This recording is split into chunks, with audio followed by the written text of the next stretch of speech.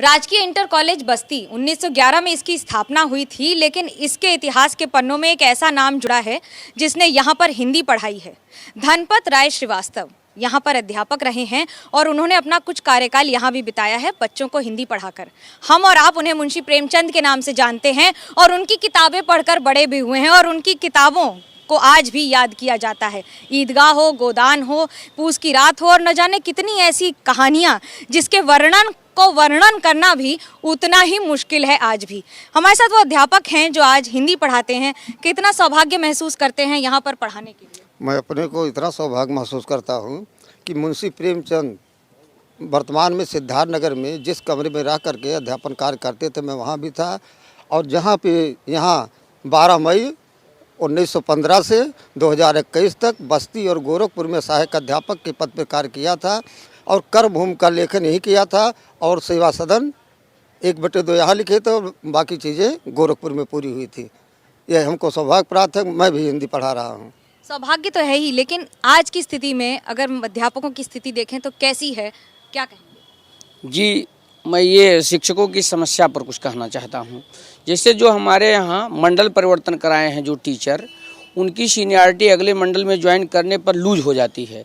लेकिन 2016 में एक शासनादेश हुआ जो राज्य कैडर हो गया है, वो किसी भी मंडल में ट्रांसफ़र होते हैं मैडम, तो उनकी सीनियरिटी लूज नहीं होती है। तो मैं आपके माध्यम से शासन से मांग करना चाहता हूं कि जो पूर्व के टीचर हैं जो मंडल परिवर्तन कराए हैं, यदि 1997 के पैरा 2 को संशोधित कर दिया जाए तो सभी टीचरों को लाभ मिल जाएगा, उनकी सीनियरिटी लूज नहीं होगी। अध्यापकों के तौर पर एक ऐसे अध्यापक के स्कूल में आप हैं जिन्होंने इतिहास के पन्नों में अपना नाम दर्ज कराया है।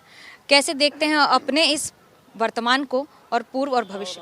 बहुत अच्छा देखते हैं। और जो है आज उत्तर प्रदेश सरकार और भारत सरकार की तरफ से सुशासन दिवस 2021 मनाया जा रहा है। आज हम सब अभी भी अपने विद्यालय में उपस्थित होकर के सुशासन दिवस मना रहे हैं। माननीय मुख्यमंत्री जी से आपके सम्मानित चैनल के माध्यम से मैं 2 बातें कहना चाहूँगा। पहली बात कि पुरानी पेंशन योजना को बहाल किया जाए, जो बुढ़ापे की लाठी है उसको वापस किया जाए, नई पेंशन योजना को तत्काल समाप्त किया जाए। और दूसरी बात मैं करना चाहूँगा कि राष्ट्रीय माध्यमिक शिक्षा अभियान के अंतर्गत हमारे प्रदेश में राजकीय विद्यालय संचालित हैं, जिसमें 60% वेतन मद केंद्र सरकार का होता है, 40% वेतन मद राज्य सरकार का होता है। इसी केंद्र सरकार की बजट न आने की स्थिति में 5-5 महीने तक हमारे शिक्षकों को भुखमरी का शिकार होना पड़ता है।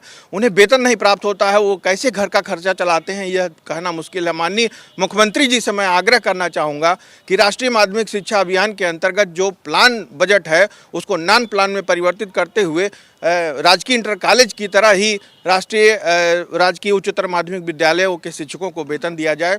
बस यही 2 मांगे हैं मेरी। मानविक रिश्तों को जिस तरह से हमेशा प्रदर्शित किया है और लिखा गया है, मुंशी प्रेमचंद ने उसमें महारत हासिल की थी। लेकिन आज भी राजनीति में मानवीय रिश्तों को क्या वो जगह मिलती है, ये समय ही बताता है।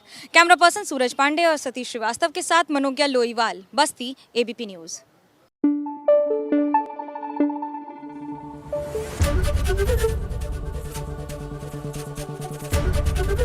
ABP न्यूज़ आपको रखे आगे।